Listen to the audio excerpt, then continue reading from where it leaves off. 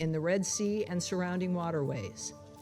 We have not seen Iran attempt such outwardly brazen support for the Houthis since the 2015 aborted Mahan air flights to Sanaa. In fact, Houthi leaders publicly celebrated the recent flight as a successful evasion of international efforts to isolate the terrorist group. These actions constitute a violation of Security Council Resolution 2216. Resolution 2216 prohibits the supply, sale, or transfer of arms and related material, technical assistance, training, or other support to the Houthis related to military activities or the use of arms and related material, including drones and missiles. The United States has repeatedly called out this long-running record of violations. For nearly a decade, and with Iranian assistance, the Houthis have steadily demonstrated increasing military sophistication, including through frequent cross-border drone and missile attacks and reported use of cluster munitions. That mounting capability is in itself evidence that the Houthis have received external support in violation of the targeted arms embargo. Moreover, this morning, a second Iranian flight entered Yemen despite explicit public instructions from the Republic of Yemen government not to do so.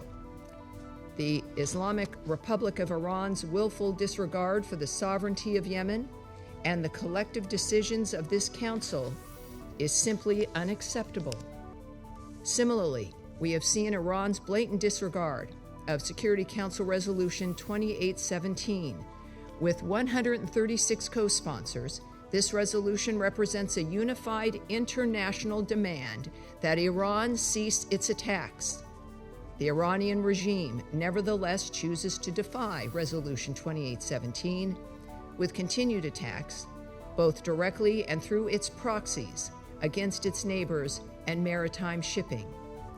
Last week, Iran fired unmanned aerial vehicles and missiles against 3 civilian commercial vessels transiting the Omani territorial waters in contravention of international law.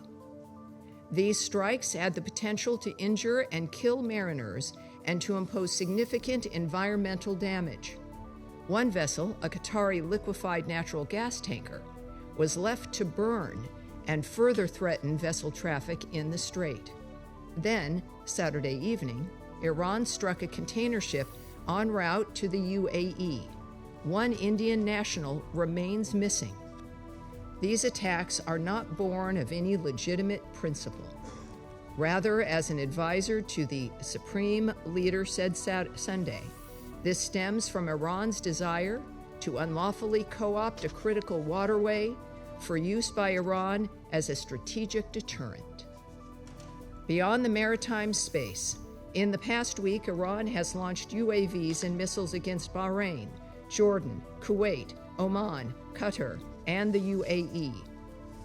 Qatar's Interior Ministry reported that 3 people, including a child, were injured by falling debris from interception operations after Iranian attacks on Sunday. These attacks are unacceptable, and they are a deliberate provocation that contradicts the diplomatic progress forged between the United States and Iran in May. The Memorandum of Understanding between the United States and Iran is based on a straightforward understanding. That is, the United States will suspend military action, and that Iran will refrain from threats and the use of force. In the few weeks since the MOU signing, Iran has repeatedly defied this understanding. The United States will not unilaterally implement the MOU while Iran continues to threaten safe passage protected by the MOU. Simply put, if Iran shoots its ships, we will immediately respond with force.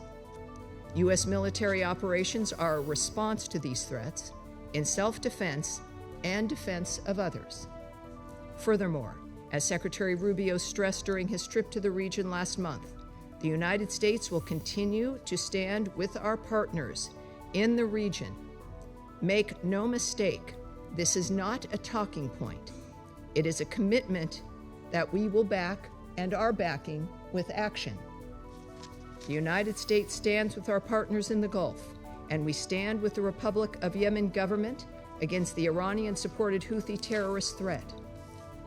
We remain committed to working with council members to use all available tools, including sanctions, to support a peaceful resolution to the conflict in Yemen and to safeguard international peace and security. And finally, we once again urge the Council to communicate to Iran unequivocally that these unambiguous actions are contrary to international law and are unacceptable. Thank you, Mr. President.